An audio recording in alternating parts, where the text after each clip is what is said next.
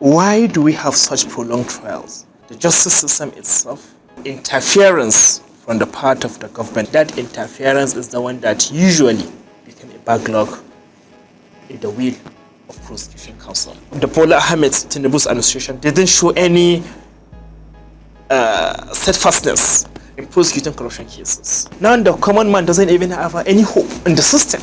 Former Attorney General of former President, late President Muhammadu Buhari, is being accused of looting some of the money that was brought back from the US. Who are the beneficiaries? Mostly the UK economy, the US economy are the beneficiaries of this corruption. This is where we focus critically on numerous unresolved cases in the Nigerian and African judiciaries. My name is Charles Agedu. Join me on Cold Files, a chronology of unresolved crime cases, only on Third Eye Africa TV. Hello and welcome to the program Cold Files. This is a program where we do an overview of lingering cases in our judicial sector, criminal cases, corruption cases, and of course prolonged cases or even abandoned cases. That's what we do here on Code Files on Third Eye Africa TV. You're welcome to the show. My name is Charles Agedu, and of course I'm not going to be doing this alone because we have an interesting case, one of the cases that have lingered in our judicial sector. And of course, we cut across both Nigerian and African judiciaries. As long as it's a corruption or criminal trials that is bordering on litigations, that is what we do on Cold Files. And you're welcome to the show. Before I introduce my guest on this particular edition, I would like to take a short break and give you a short prologue of overview of what we have in stock for you today with regards to the case we're going to be doing a review of today. So just don't go away, just stick around. I'll just take this break, give you a prologue and let you know what we are going to be discussing on the show today. So when I come back, I'll be introducing my guest to you. Many high-profile cases involving Nigeria's political and public office holders have continued to linger. While some have remained unresolved, others have been completely abandoned or forgotten. One of the many unresolved cases is the alleged corruption and financial misconduct involving former Petroleum Minister Diezani Alison-Madueke. She was alleged to have personally organized a diversion of $28 billion from the Nigerian Treasury. During an interview with the American public broadcaster on the Public Broadcasting Service (PBS) on the 2nd of December 2015, a former Central Bank of Nigeria (CBN) Governor Sanusi Lamido Sanusi said that she has been charged with responsibility for $20 billion missing from the Petroleum Agency. Sanusi believed he was fired from the Central Bank of Nigeria because he went public with charges that $20 billion was missing from the Nigeria Petroleum Corporation (NNPC) under Alison-Madueke's management. Alison-Madueke says Sanusi made the allegation to retaliate after she didn't help him to get appointed as the president of the African Development Bank (AFDB) and dismissed the allegation.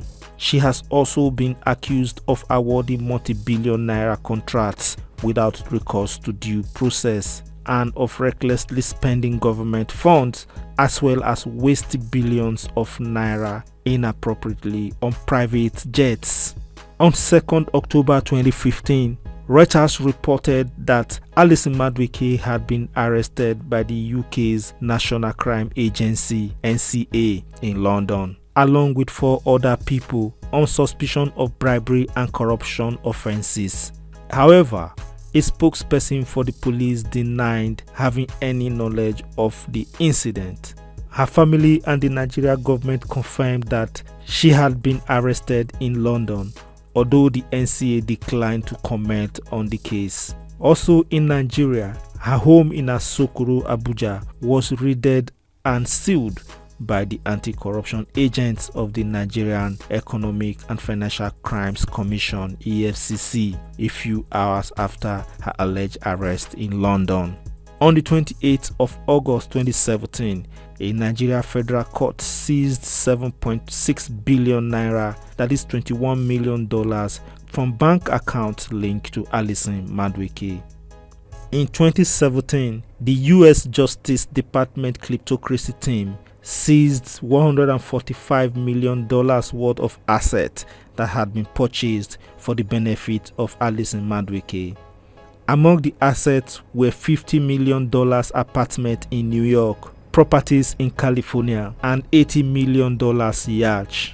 As part of the Pandora Papers leaked in 2021, Alison-Madueke was accused of accepting $17 million in gift and property from 3 Nigerian oil businessmen in exchange for favors as part of her role as Federal Minister of Petroleum Resources. In October 2023, Alison-Madueke appeared in court in the UK to face trial for bribery charges, following her prior arrest in 2017.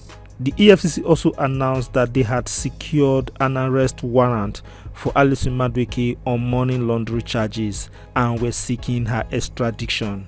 On January 10, 2025, the US and Nigeria confirmed that the sum of $52.88 million was being repatriated to Nigeria following the US Department of Justice 2023 announcement on the final resolution of a duo of civil asset forfeiture cases against Alison-Madueke and her associates. The 63-year-old, who has been on bail since her arrest in London in 2015, has denied corruption allegations. The Southwark Crown Court in London, United Kingdom, has fixed January 19, 2026 for the trial of Nigeria's former petroleum minister Diezani Alison-Madueke. Until then, the case of alleged corruption surrounding the former petroleum minister remain unresolved.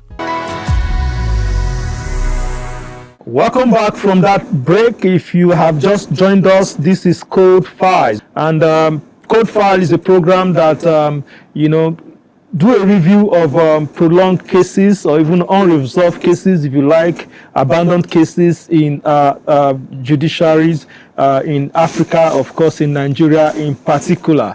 And if you have just followed up from the beginning of the program, you would have watched the prologue I played for you, which is a case involving one of the former minister in Nigeria, talking about Diezani Alison-Madueke, and that is the case we'll be doing a review of today. And to do that with me in the studio, I have a legal practitioner, Umar Farouk Yakubu, who is a legal practitioner who will be throwing more lights on, doing a review, if you like, of that case for as far back as 2015, if I'm correct, when that case has been on in both partly in Nigeria and in the UK. Mr. Umar Farouk, you are welcome to the program. Thank you very much. It's a pleasure to have you. I'm so glad to have you today because I know you are a very busy person and you have kept to your word irrespective of your busy schedule to find out time to join me on the show today. Thank you, and I'm grateful to be here as well. I must appreciate you. And let's just go straight to the case at hand, which involves the former minister of petroleum in the person of Diezani Alison-Madueke. A lot has gone on in the last 10 years or thereabouts since this issue of corruption trial for the former minister began. And I'll just give you a little background of, apart from the prologue that I have just played before the this interview section, a lot of accusations and all of that. But I want to ask, why is it so difficult to resolve cases like this after all these allegations? It's a combination of so many factors that usually lead to this prolonged trial as we have it in the courts. But it really interests you to know that the former minister, which you've made reference to, Diezani Alison-Madueke, has not formally been charged here in Nigeria. She's actually undergoing trial for now and UK courts, which of course borders on corruption. If you may recall, sometimes in 2009, the Senate, that is the National Assembly, has actually recommended the anti-corruption agencies for them to investigate and try the former minister on alleged cases. Even then, back then when she was a minister of mines and steel. Okay. Yes, and then subsequently transportation. So many allegations went in that ministry, and of course, at the point the Senate has to came in, and after the investigation of the committee, they recommended her for trial. Then, on the issues of why do we have such prolonged trials, it revolves about so many issues that has to do with administration, the justice system itself, and interference from the part of the government, which is the government now. I'm referring to executive arm of the government, and of course, the judiciary has its own baggage to contend with, which borders on the slow trial, and then on the part of the prosecution as well. You have a prosecution who are mostly not serious, and where they are serious, you found out that because of the administrative clog, the witnesses are not available, and sometimes because of the nature of the system, is you find a witness has been transferred to a different division, which sometimes even to transport himself to the court, to get that money to do that, it's become difficult for him. He has to wait, of course, for the money, and when you apply for money for you to go to trial, how long it will take, things like that. And I don't know, the Ministry of Justice, whether in the states or here in the federal, whether there's provision for that, for you to actually from the ministry to sponsor the witness to come and give testimony and go back on time as required. It's mostly it's part of the problems. And then sometimes you have on the part of private legal practitioners as well, who will want to engage in unnecessary delay. And of course, the system, even though the Administration of Criminal Justice Act has made a provision for a trial, a speedy trial, but despite that, you have a clog in the wheel of development for speedy trials in Nigeria as of today. Though we can say that the Administration of Criminal Justice Act has cured some of these defects, in such a way that you have a process whereby you have a trial of day to day, so that you can have a speedy trial and easy disposal of that trial. But just as I said, sometimes you have problems from the part of the prosecution, and on the other hand, you have problems from the part of the defense counsel, and sometimes even from the courts. So it's a bundle of so many things that maybe the counsel may be ready, and maybe the court will, for one reason or the other, may not be sitting, or the prosecution may not be around for it to conduct its prosecuting aspect of the trial, and sometimes the defense maybe will also somehow, in a way, cause a delay for that speedy trial. So he may say that because he's entitled to a fair hearing, maybe he's ill, maybe he's out of jurisdiction, maybe he went to somewhere and there's no other lawyer from his chamber to carry on with the process. These are all the delays that usually hinder speedy trial, and you see this kind of prolonged trial. And sometimes when you have everything going on fine, because of an application and denial of that application by the courts, the defense will now have, he has a right to appeal to Court of Appeal, from Court of Appeal to Supreme Court. And after the termination of that issue, he has to come back and continue with that substantive issue. So these are all the things, that actually hinders speedy trial. and most especially where corruption cases is involved. This is talking about public servants who have been alleged, to squander a lot of money. And some of them, of course, you see that the money is at their disposal and in such a way that they can actually bribe any person that is involved in the process. Any person that is involved in the process, except where you have people who are well-to-do, who are morally upright, and whatever amount of money you're going to give them, they are not ready to pay it. We have exceptional personalities like this in the judiciary who are true to the testament of being judges, or being prosecutors, or being even defense counsels. They will say that they will do the right thing. Yes. Okay, you have just opened up you very well opened up it very well for us to begin this conversation, from the area of different aspects of where delays can come in this dispensation of justice. Looking at it from the prosecution agencies, Yes.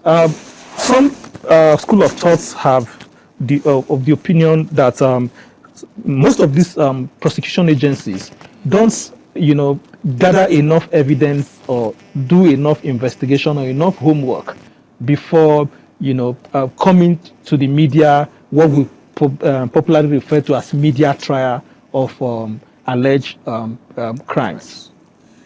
Well, the issue of media trial in most occasions is, I will tell you, is deliberate. It is not because that the prosecution agencies are not ready. In most occasions, I will tell you that gone are the days when you see any of the prosecution agencies just going to court without enough evidences. Okay. Gone are those days. Whether from the police, the EFCC, the ICPC, you name them, from the Ministry of Justice, you name them. In most occasions, I will tell you that they must have concluded with their investigation. It's just that, the interference which I made reference to earlier on, because the defense, the accused person or the defendant knew someone somewhere, somehow at the top, and he will talk to somebody somehow at the top, and then of course you'll be hearing interference here and there. And I will tell you that now, if you look at the process of our development, when you come to technology, when you have most of these proceedings, when you have most of the alleged crimes, in one way or the other, they were involved in the issue of technology. And if you come to that, you see that the evidence is seamless. Very easy to get. It's just that I will tell you that interference is the one that usually became a backlog in the wheel of prosecution counsel. Okay, how can we begin to address some of this interference, whether it's coming from the executive, coming from high-placed personalities and all of that? What steps do you think we can begin to take to address some of this interference? Because there's supposed to be checks and balances. Yes. If you talk about addressing these issues that has to do with, fundamentally, is corruption. And if you look at the problems with corruption, is that how will you begin to address, tackle corruption in this country? When you have a civil servant who has reached level 16 in the federal service, cannot afford to pay his rent, cannot afford to send his kids to school, cannot afford to obtain basic services for life, even foodstuff. And then you yourself, you ask yourself, you've been in this town, Abuja, really is the total package, take-home package, for those civil servants really enough for them? And then you look at the so-called organized labor sector. Is it really organized to such an extent that they will put a demand for the civil servants that this is what is obtainable in other countries that are not even up to at par with our own development? And then look at what our civil servants are obtaining today. And look at the cost of living. If you look at this holistically, then you begin to wonder, how are these people surviving on this meager package? I have never worked in civil service. I previously worked in the private sector. And you cannot in any imagination compare the payment in private sector and that of public sector. And even at that, in the private sector, you look at that when you look at the standard of living, you look at the value of the naira today, how much are you going to get in maybe 300,000, 500,000? if that's your total home package, what are you going to be getting, or can you obtain, or can you afford in the span of a month? And for you to say that this is going to be enough for you to pay school fees, to pay rent, to pay for your services, to pay for your staff, domestic staff, to pay for your everyday regular food that you eat at home. Okay, in other words, the economic situation or the economic aspect of the life aspect of life certainly is also, affects, encouraging corruption certainly at that level of civil. So what would you say is encouraging the big, highly placed politicians who are not in that categories? The same civil servants that you're saying, the same low-level civil servants that you're saying. Because if you really look at it, is that no matter how good a minister is, if you look at behind the scene, you will come to the realization that the corruption was actually instigated, somehow encouraged by the civil servants. Okay, so now let's narrow it down to this issue of Diezani. Yeah. Some of the allegations that was leveled against her borders on some of the properties that were tendered as evidence in the court. Some of them were jewelries. Some of them were gold chains. Some of them were undies, expensive undies. Like I will tell you, the first accusation that she got was a diversion of $28 billion, from Nigerian Treasury when she was Minister of Petroleum. And I think that allegation was leveled by the interview that was granted by Sanusi Lamido Sanusi to public broadcast in America, to a public broadcaster, where he alleged that part of the reason why he was asked to leave the CBN was because he opened up the kind of worms that the minister was allegedly accused of stealing to the tune of $28 billion. $28 billion. That's what I'm trying to say. Just oppose that with the regular civil servant that you just described. Yes. Can you see that description or example I give to you? Just one aspect of it. Okay. Yes. The other aspect or other aspects of it is that an average Nigerian, give him a trust. An average Nigerian, give him a trust and see whether he will be able to render back the trust. Okay. On how he was given. Okay. And then secondly, look at an average Nigerian. Abuja and Lagos, Port Harcourt are the classical states in Nigeria. Look at the example, give the example of traffic. Now go to the traffic light. Traffic will give you a sign of red danger, meaning that you should stop. And that's why you see that most average Nigerians will look right, left, and the extreme end and beat the traffic. You may see it as something very small, meager, not worth considering, but it's important. But some will tell you that the politicians themselves... I will come there. It goes to show that the kind of rottenness we have in the system. If as simple as traffic light, you cannot adhere to those rules. If as simple as little trust a friend, a relation is given to you, cannot keep it the way he gave it to you. And then, what if you are given a public office, a trust? How will you have managed that if you cannot do the simple little things? And for those who cannot keep the little things, cannot even manage the bigger things when they come. And now, you move to the example that was cited in relation to Diezani Alison-Madueke. Yeah. The accusation of $28 billion was made by some authorities in the UK and the US who believed that she must have stolen about $28 billion from the Nigerian Treasury. Sanusi Lamido Sanusi, that's the current emir of Kano and now the former governor of Central Bank. Yeah. Yes, he made the allegations that about $20 billion cannot be accounted for. Okay. Yes, which arose from the NNPC. Interesting accusations, which, for example, to some extent, of course, who are you to deny that fact?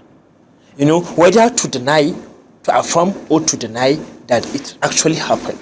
It's only the courts, right, that will say that such and such has happened. Then you look at the extreme end of the kind of lifestyle of a person, which you've just cited, that there is probable consequences or likelihood that those allegations have elements of truth. But now, you and I are not in position to say that, yes, that affirmation is true. Until when she is tried, right, and convicted or otherwise, that's when you say that, yes, she is this or she is not. But then, now going by the seizure of amounts of money that were made against her. Here in Nigeria, millions of dollars were seized from her in her bank accounts.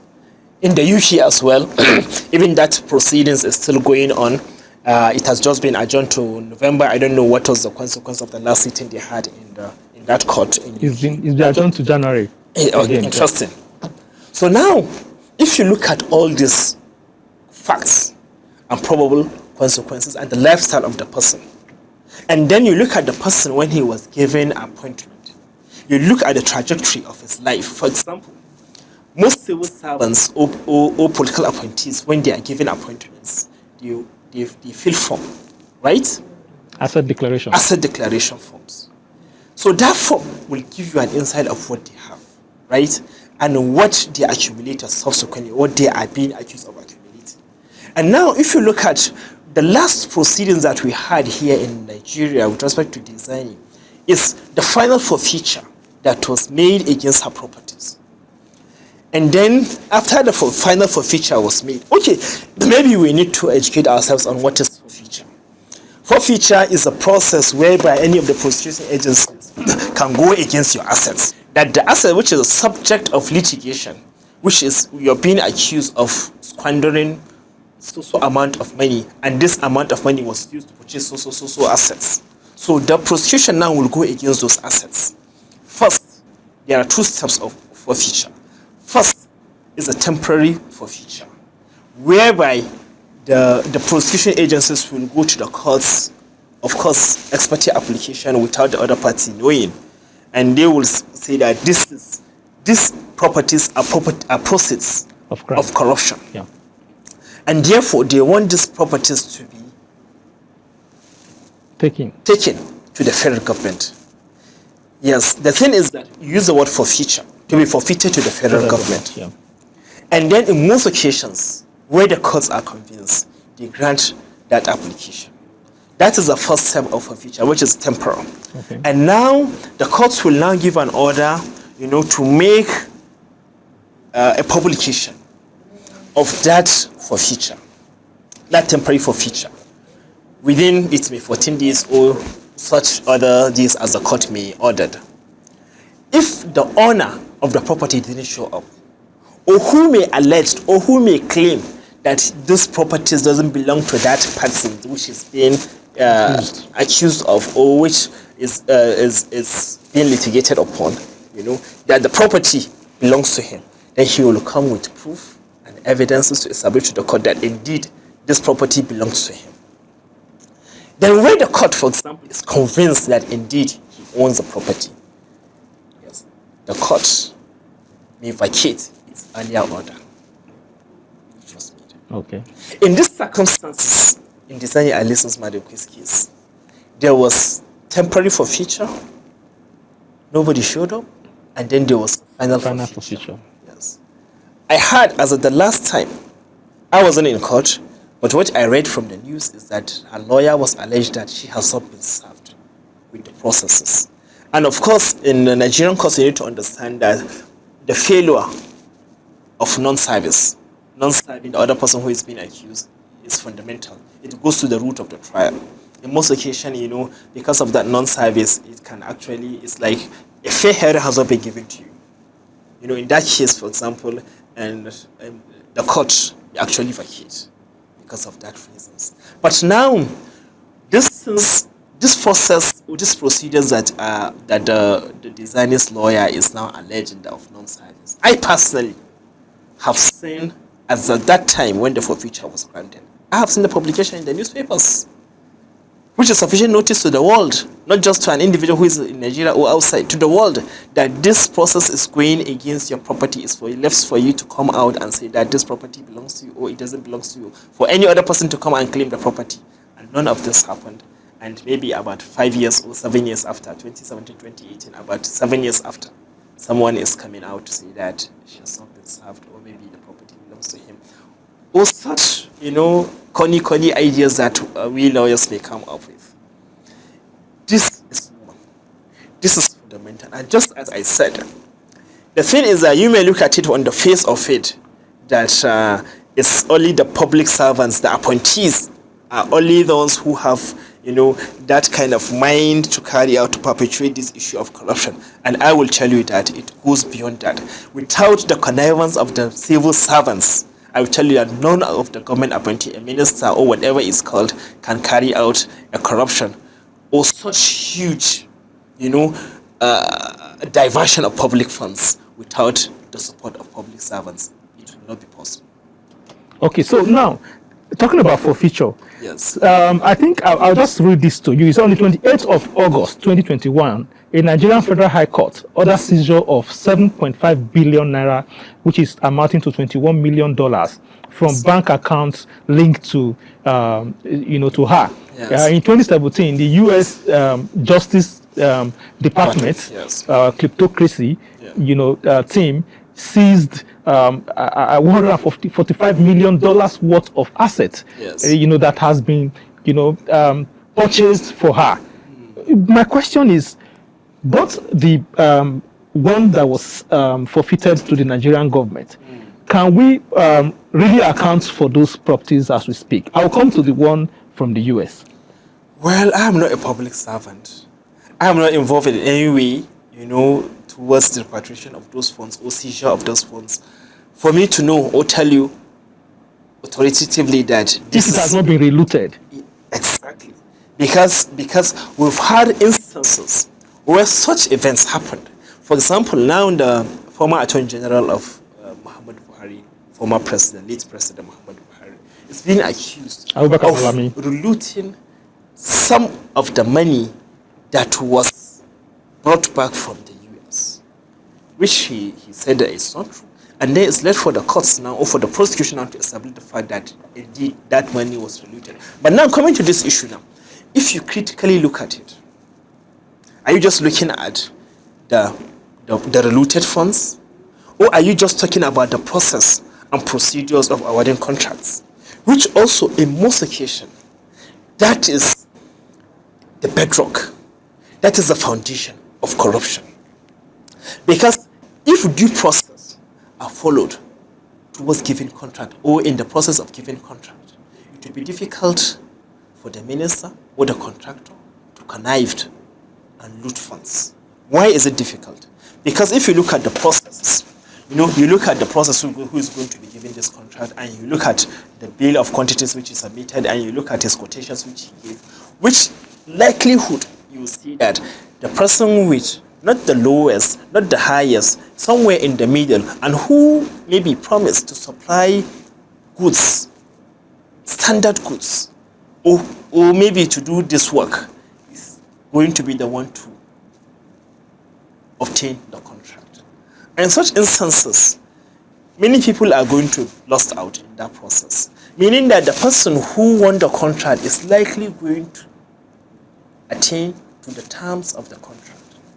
And there may be no room. There may be no room for giving out. I'll give you an example.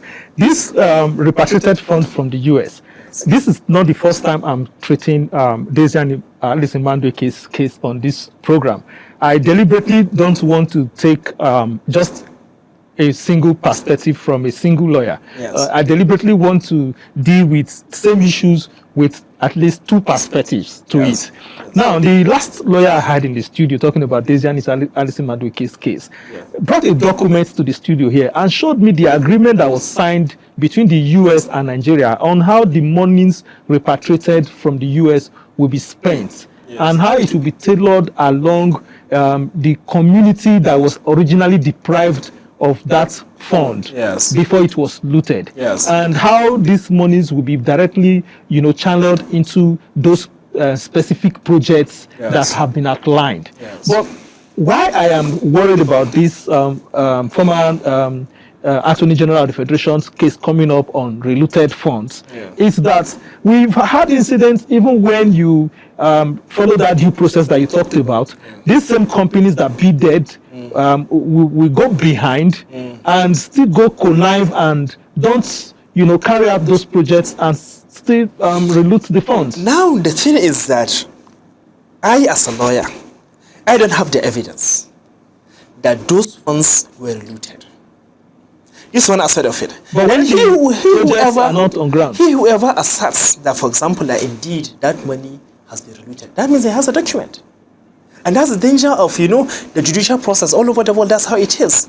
For example, you cannot just assert on something that you don't have evidence on. For example, if there's an evidence that indeed this is what the money is going to be used for, and then the person who said that this is what the money is going to be used for, he now came and said that yes, he has done that A, B, C, D, that he said the money is going to be used for. And then now somebody as a third party now went and checked that what was said that is going to be done has not been done. And that's when you say that, then you ask him questions like, who really loot?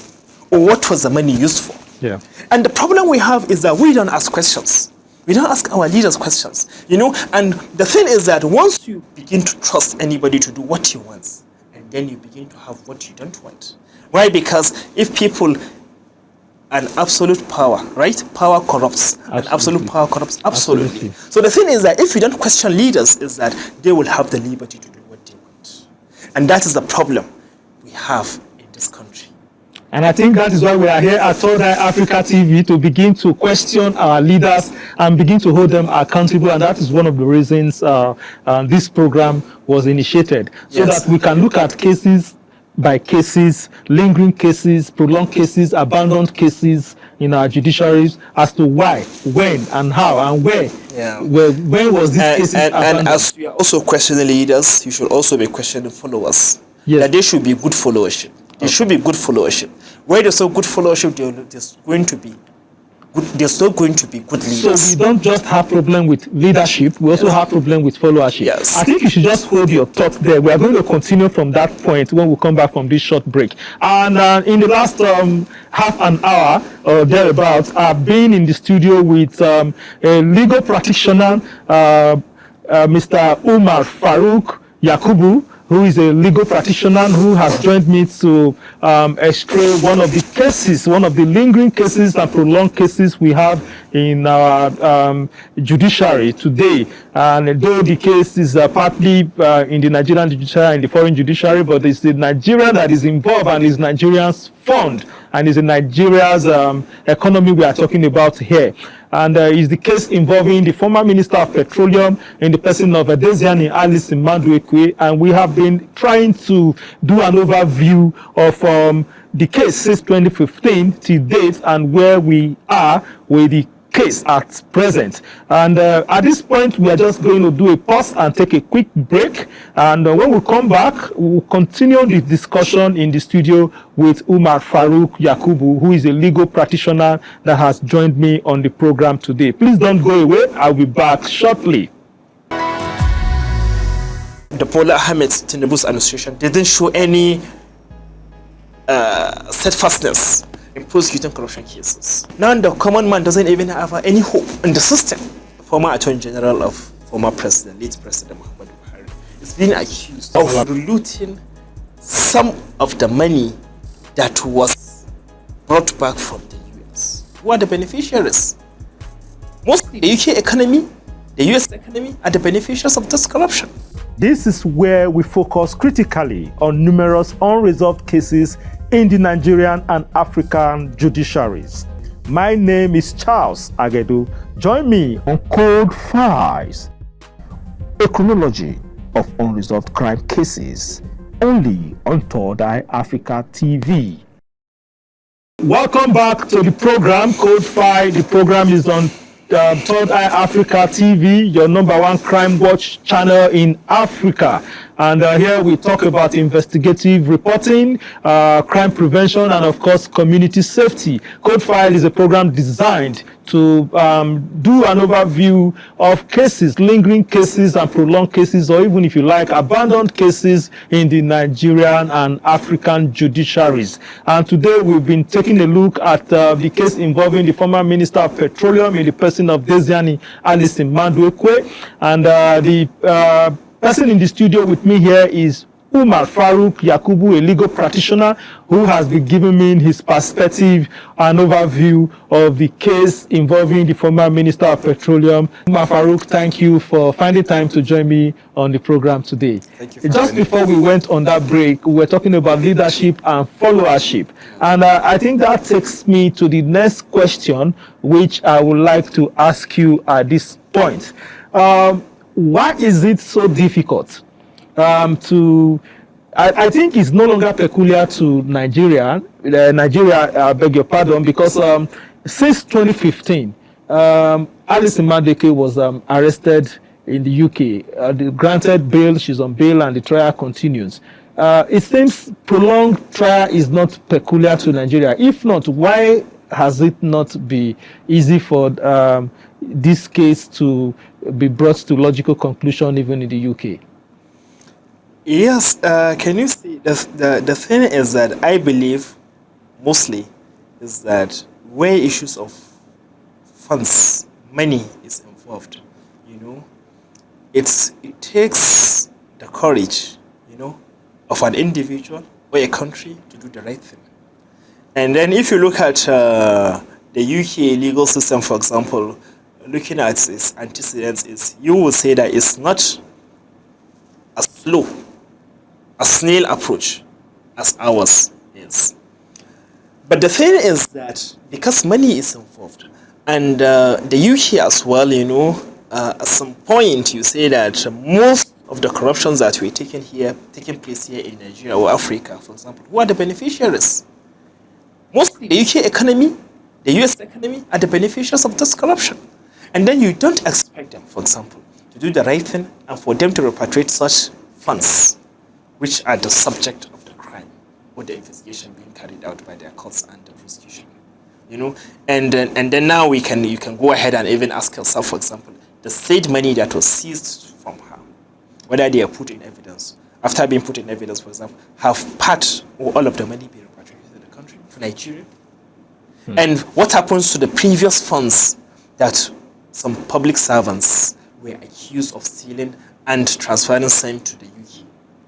Some of them may be in form of property, some of them may be in form of cash, for example. What happens to them?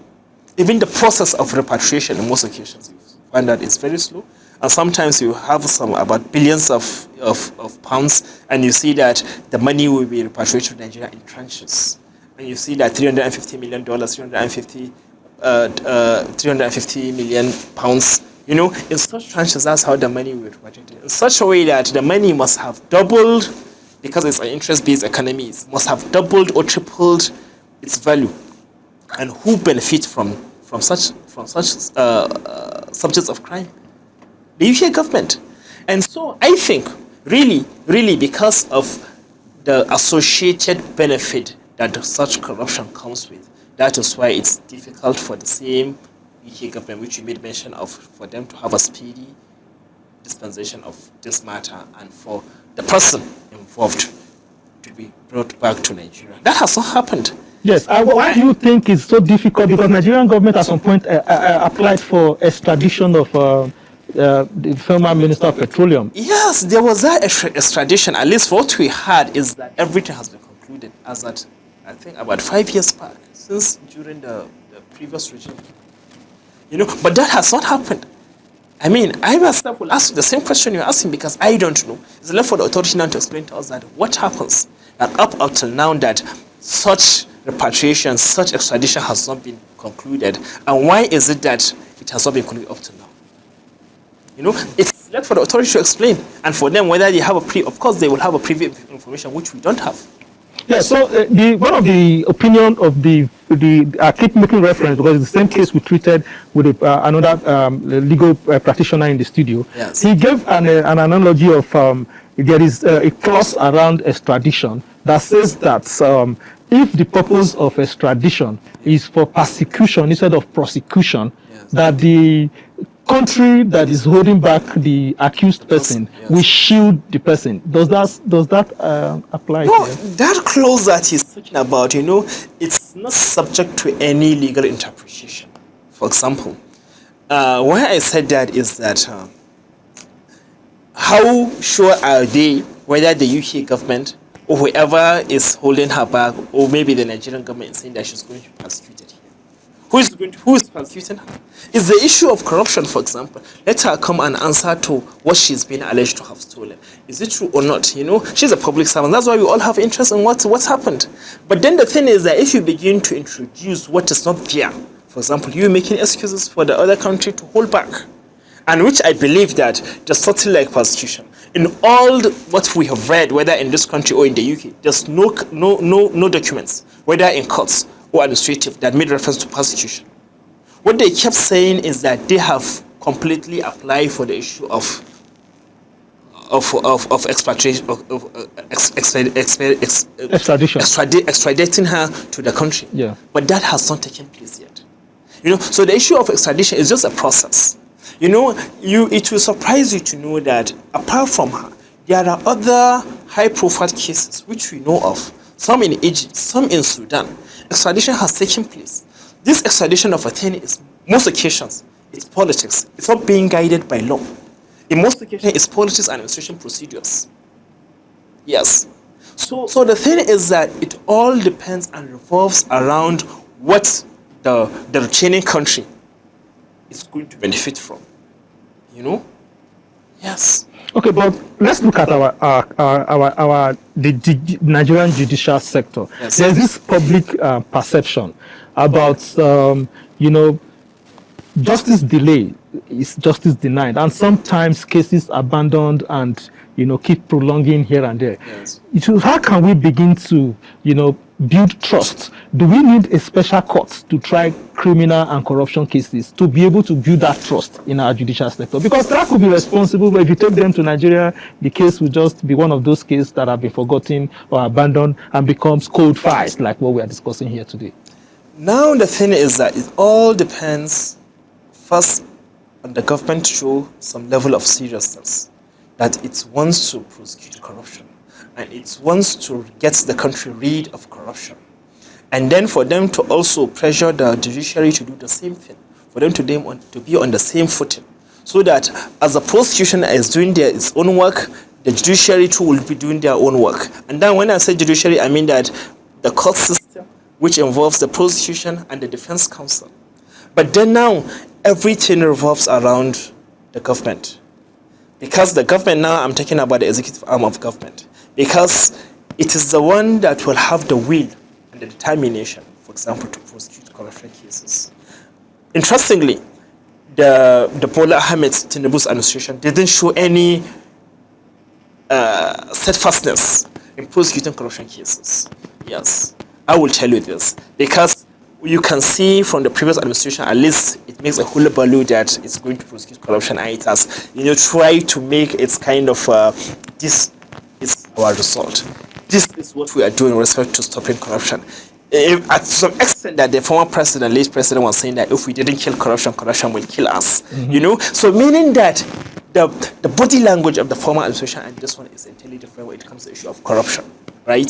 So meaning that whether they have their friends and family members friends who are involved in the corruption cases and are not willing, with all sincerity, to prosecute them. It's left for them, and it's left for them to convince the public that indeed they are serious with prosecuting corruption cases. And then the issue of having special courts, I think it wouldn't change anything. Why wouldn't it change anything? Is that it's the same system, it's the same lawyers, same judges you're going to be working with. The thing is that until when the government and the entire system say they are ready to prosecute, to get ourselves rid of this menace of corruption, that's when we'll begin to see that yes, some level of confidence and trust will be built in the public to say that yes, we are going to fight corruption. And don't forget with the analogy I gave earlier on the fact that the thing is like Nigerians, all of us Nigerians, seems to be comfortable with the issue of corruption. Because if you look at the trajectory, when you have in 1983-85, when you have the administration of Muhammad Buhari, then as a military man, he had a special court for trial of corruption and small arms, illegal small arms and what have you, armed robbery. There were special courts for this, and that's arguable whether they have carried out their functions effectively. That's left for people to argue whether it's. But then you can see some level of confidence. Then that people were happy with the administration who has come to fight corruption, immorality, injustice, and what have you. And then juxtapose that administration with what we had in 2015 to 2023. And look at the corruption cases that has matured over the years. Then you begin to ask yourself, for example, whether indeed that the government, the same government, was the same government in 83 to 85, was the same government in 2015 to 2023. And of course the answer is no. Why? Because that was during military. And this is democracy. And you can understand because of the process and procedures when it comes to democratic settings. It's not the same thing as military. Now you have courts, which for example, as simple as maybe extrajudicial rendition. Now to bring somebody else, like what happened to the former minister, Jure Shagari, who was created and brought back to the country. I'm talking about Umaru Duku. And then what happened to Nnamdi Kanu? These processes were challenged in court. Why? Because the Nnamdi Kanu's aspect, it was during the civilian rule, democratic dispensation, which said that the process was wrong. Even the Supreme Court says that the process was wrong. But then that doesn't stop the court from prosecuting you, or the prosecution from prosecuting you for the fact that there's an extrajudicial rendition.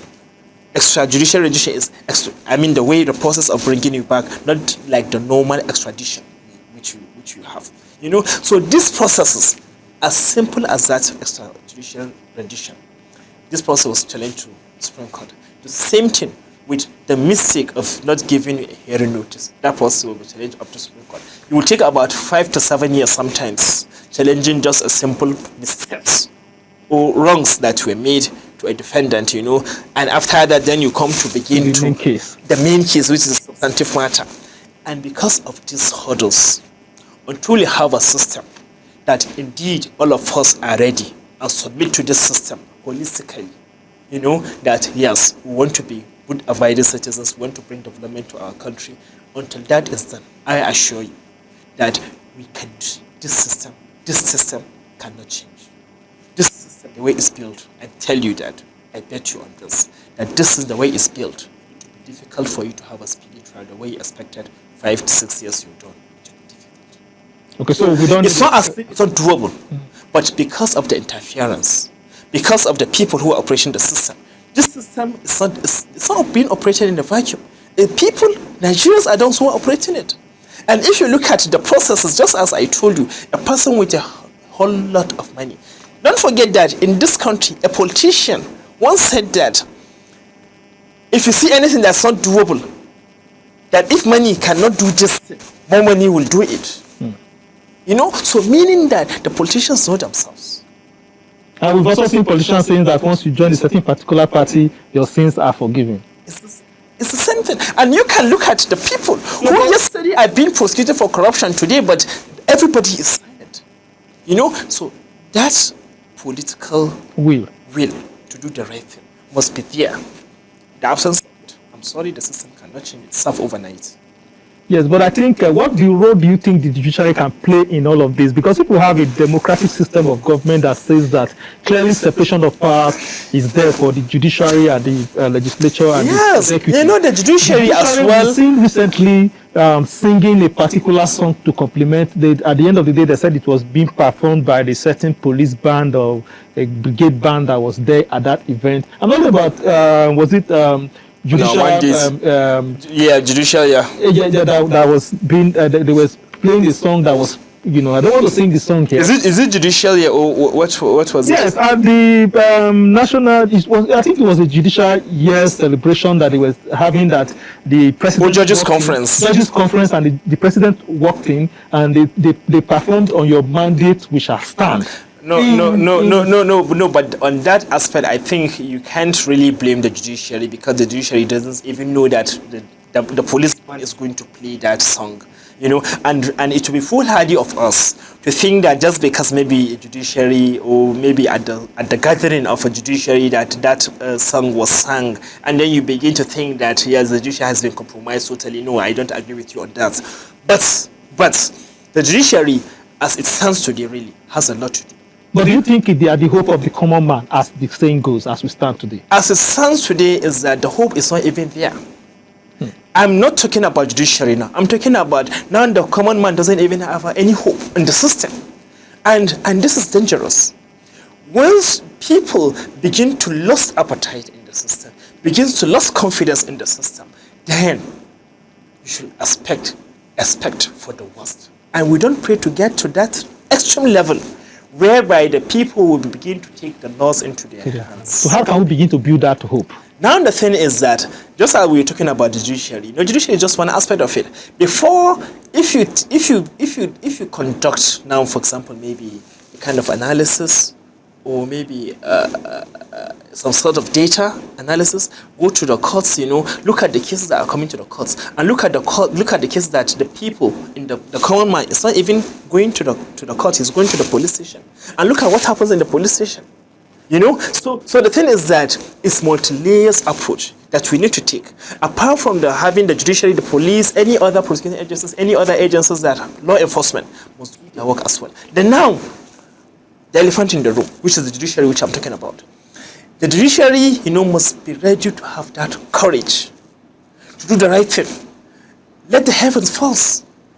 And I believe that there are people in the judiciary who are managing the judiciary today that have that kind of thoughts, that I will do the right thing. No matter what, I'm not going to succumb to corruption. But now the thing is that in all of this, I tell you that there's something to look at. The welfare of people who are working for the system. Because if you look at really, right, if you really look at this evil of corruption, it's multi-layered. Apart from the fact that there are people who are naturally kleptocrats, and whatever they do to them, for example, they will mismanage. You can't really do anything to this kind of people. But then there is some level where you're going to say that those people who are managing our system, let's look into their welfare. Take care of their basic needs in such a way that they are not afraid of anything. But now today you take a case of $100 million to a judge, and then you tell me that $10 million is not going to affect his psyche. It is difficult. Why? Because maybe his welfare has not been looked into. He's thinking about school fees of his kids. He's thinking about the next meal that is going to his family members, the extended family, just as we have in Africa. And until we begin to address these issues, I will tell you that it will be difficult for us to address the issues of corruption. Why? Because we see it. We see what happens. There are people, the way you see that a judge is willing to dance to the tunes of person who has offered corruption. To such an extent that some people will be called to say that, how do you want the judgment to be? And if we allow this kind of thing, and why we didn't really get to this sorry level, is because there are a larger number of judges who are willing to do the right thing, to heavens may fall. Okay, it's a good place to anchor it there. I like the way you concluded. The welfare must be considered. Before you ask a policeman to do the right thing, ensure that the policeman welfare is put into consideration. Same thing goes as the judges as well. All across civil servants. All the civil servants as well, because there is is endemic in the civil service as well. And that is where we like to call it a wrap for this particular conversation. I would like to bring you back, but not on this particular case, maybe some on some other cases. And I want to sincerely thank you, Mr. Umar Farouk Yakubu, a legal practitioner who has joined me today to do an overview of one of the many lingering cases in the Nigerian judiciary. Mr. Umar Farouk, I want to thank you for your time. My pleasure. And that is where I would call it a wrap today for this particular edition of Code 5. My name is Charles Agedu. Please keep watching Third Eye Africa TV.